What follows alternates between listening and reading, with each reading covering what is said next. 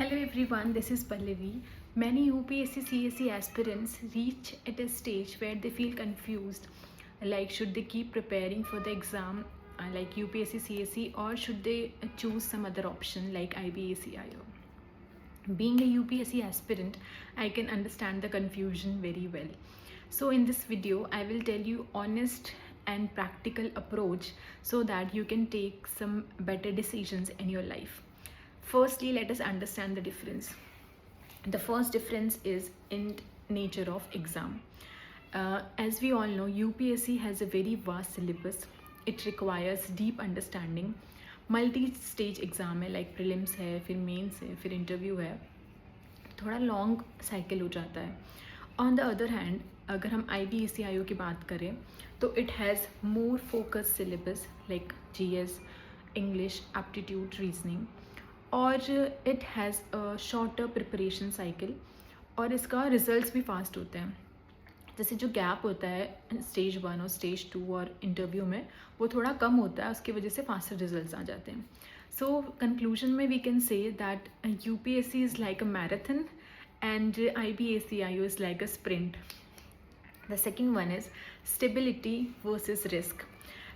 As we all know, UPSC CSE is a high risk, high reward exam. अगर आपका exam clear हो जाता है तो ऑफ कोर्स बहुत सारे रिवॉर्ड्स हैं एसोसिएटेड विद द सर्विस. पर उसके साथ ही UPSC जो है उसमें लिमिटेड अटेम्प्ट्स होते हैं, अनप्रेडिक्टेबिलिटी है, अनसर्टेनिटी है, और आप कितने भी साल मतलब अगर प्रिपेयर भी कर रहे हैं अच्छे से तो भी इसका मतलब ये नहीं है कि यू विल सक्सीड, आपका सिलेक्शन हो ही जाएगा. ऑन द अदर हैंड, जो IBACIO है वो आपको स्टेबिलिटी देता है once you clear the exam. So the decision depends on whether you are ready to take long term risk और you want stability at this point of time. The third one is time investment. UPSC का happened with me, like मैं बता सकती हूँ कि मुझे 1 साल लगा था to understand the syllabus, to understand the basics, क्योंकि I was a BTech graduate. तो मेरा आर्ट्स में मतलब लाइक हिस्ट्री, जोग्राफी, पॉलिटी का बेसिक्स भी नहीं पता था मुझे उस टाइम पे. तो it took me almost 1 year to understand that.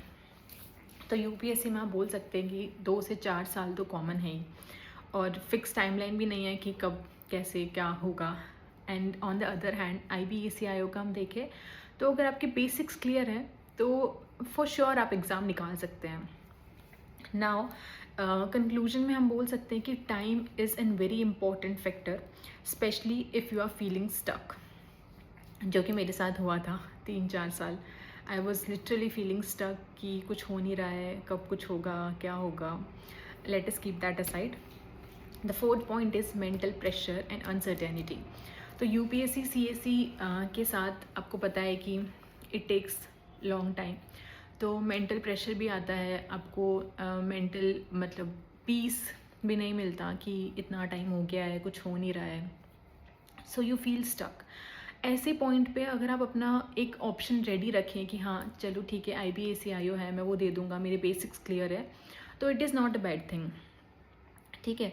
तो sometimes mental peace is much important than preparing for one exam blindly. Now let us understand the nature of the role associated with the two of them. The UPSC के साथ हम देखें तो administrative role होता है, इसमें policy making होती है और ब्रॉडर रिस्पॉन्सिबिलिटीज़ आती हैं. On the other hand IBACIO का इंटेलिजेंस वर्क है, फील्ड ऑपरेशंस है, फील्ड वर्क है, एनालिटिकल वर्क है, और it is around internal security as we all know. So you should choose based on your interest rather than prestige. So now the practical approach, the most important question is, should you quit UPSC or leave UPSC?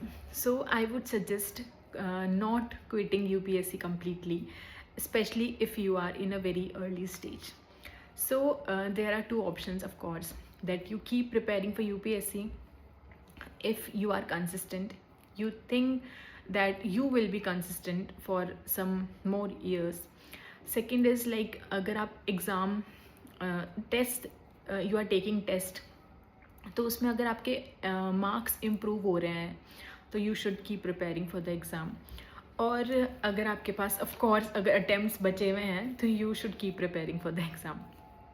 और अगर आप when you should consider that IBACIO भी है, you consider IBACIO if you feel stuck, if you want financial stability, क्योंकि exam clear करने के साथ इसमें है अच्छा पेमेंट कि आप फाइनेंशियल स्टेबिलिटी, फाइनेंशियल सिक्योरिटी देख सकते हैं अपनी. और सी lastly I would say that it is not about quitting UPSC, it's about making a smart and practical decision. Like अगर अपन देखेंगे ना कि जो सक्सेसफुल कैंडिडेट्स हैं, मोस्ट सक्सेसफुल कैंडिडेट्स, वो एक एग्ज़ाम पे फोकस करते हैं नो डाउट, बट वो अपने साथ बैकअप प्लान भी रखते हैं. जैसे मेरे साथ जो हुआ था कि स्टार्टिंग के 3-4 साल में मैंने नहीं सोचा कि मैं कुछ और बैकअप भी रखूँ अपने साथ. तो I don't want you all to make the same mistake. That is why making this video.